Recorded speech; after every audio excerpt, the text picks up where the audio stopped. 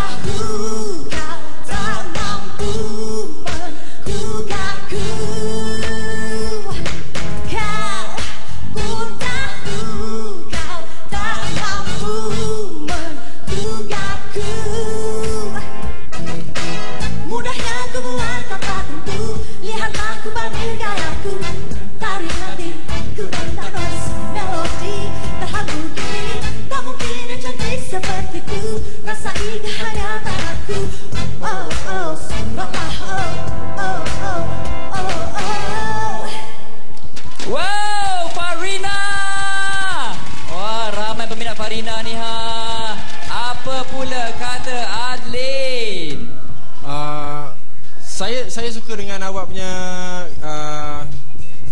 yakin awak tu bagus. Awak punya fizikal dance awak boleh dikatakan yang terbaik saya pernah tengok awak buat. Saya ada masalah dengan awak punya articulation words awak on banyak parts. Sebab pasal lagu ni ada banyak rhythm and syncopation kan, dia ada banyak penekanan. Jadi always penekanan tu jatuh pada perkataan-perkataan yang saya kurang mampu mendengar. Dan ada juga pada bahagian-bahagian yang saya rasa music itu lebih powerful daripada awak. Meaning awak should raise up another level lagi dalam awak punya persembahan. Otherwise dia akan look flat je. Even dalam awak punya gerakan pun nice, tapi mula sampai habis gitu je. Tak ada yang danger, tak ada yang something yang boleh kita remember dibawa pulang bersama dengan isteri. Tak ada. Minggu depan saya jam over. Okay, please. Wah, tu dia semangat. Elok-elok dek. Ada lampu hijau tak? Tak ada. Okey, Kak Ju. Okey, Farina Okey, you memang nampak natural sangat ya. Atas stage, wah, macam your stage, ada stage tu macam you punya lah. Okay, nampak natural, ada stage confidence tu. Okay, tapi pitching lah dek, oi. Pitching ni everywhere, okay. Especially, terutama sekali yang bahagian rendah. Sama macam Alif tadi, permulaan, bila bahagian rendah, terutama kalau you banyak saat pergerakan, you kena betul-betul cukup stamina you dan juga you mesti kuatkan perut, otot-otot perut you untuk bertahan, untuk pastikan dia hit the right note. Jadi kalau tidak, nanti kan you akan berterabur di mata yang tertempat. Okay? Okey, gunakan minyak ain Ipaloka. Okey, Pak Nil. Okey, Farina, tak payah lompat atas Adeline dia dah ada isteri Saya yang masih solo ni lompat atas saya. Oh, wah.